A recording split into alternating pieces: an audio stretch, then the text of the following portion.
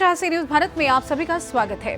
सपा अध्यक्ष अखिलेश यादव ने नोटबंदी को लेकर एक बार फिर से सरकार पर हमला बोला है। दरअसल सपा अध्यक्ष अखिलेश यादव ने यूपी सीएम योगी आदित्यनाथ के सियासी बयानों को लेकर प्रतिक्रिया दी है।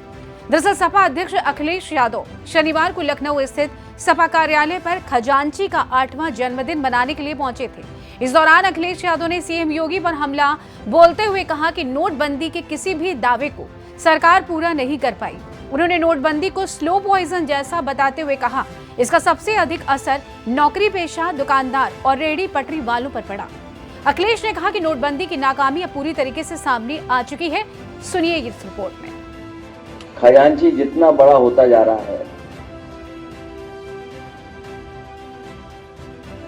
नोटबंदी की नाकामी उतनी ही हम लोगों को दिखाई देने लगी है। और सच्चाई तो ये है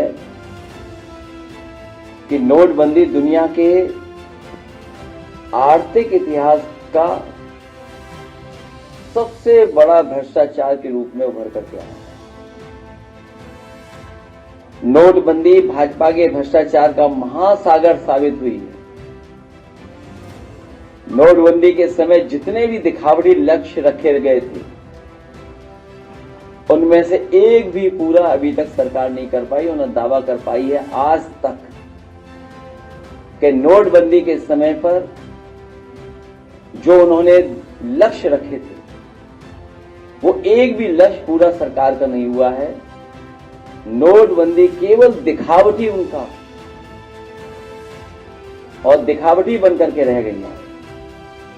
नोटबंदी का असर स्लो पॉइजन जैसा था। पिछले 8 साल में इसने किसान, मजदूर, मध्यम वर्ग, नौकरी पेशा, पेशेवर लोग और छोटे दुकानदार, व्यापारी, रेहड़ी पटरी, फेरी वाले सबको अपना शिकार बनाया और कोई वर्ग नहीं छूटा होगा जिस वर्ग को नोटबंदी की वजह से छत न पहुंची हो। नोटबंदी न केवल नोटबंदी रह गई थी, बल्कि नोटबंदी के बाद जो भारतीय जनता पार्टी के अन्य फैसले भी लिए गए, जैसे जीएसटी, और उससे भी बड़े पैमाने पे कारोबारियों का नुकसान पहुंचाने का काम भारतीय जनता पार्टी ने किया। एनकाउंटर के मामले पर बोलते हुए अखिलेश ने दावा किया कि एनकाउंटर वालों का काउंटडाउन शुरू हो चुका है और इसकी शुरुआत उपचुनाव से होगी। उन्होंने इस सरकार पर संतों में झगड़ा कराने का आरोप भी लगाया और कहा कि सरकार के लोग ही संतों के बीच विवाद करवा रहे हैं। जो एनकाउंटर वाले हैं उनका काउंटडाउन शुरू हो गया है। जो एनकाउंटर वाले हैं उनका काउंटडाउन शुरू हो गया है। अब वो सरकार में उतने दिन नहीं रहेंगे जितने वो सरकार में रह चुके हैं। इसी वजह से आप देखते होंगे उनकी भाषा बदल गई है, उनको सोचने समझने का तरीका भी बदल गया है।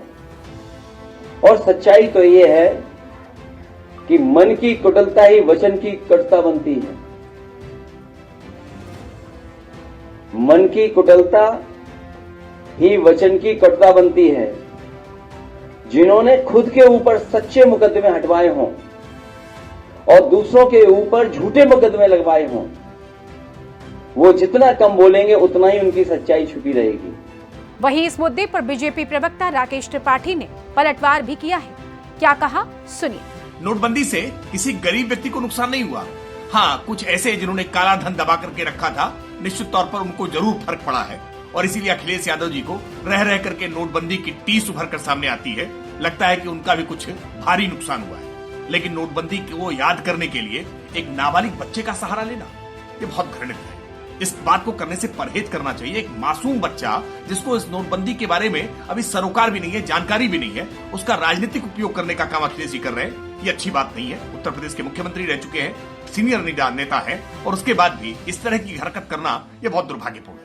फिलहाल इस खास रिपोर्ट में बस इतना ही। देश दुनिया की तमाम बड़ी खबरों को जानने के लिए आप जुड़े रहिए सी न्यूज भारत के साथ। हर खबर आपके साथ, आपके हाथ।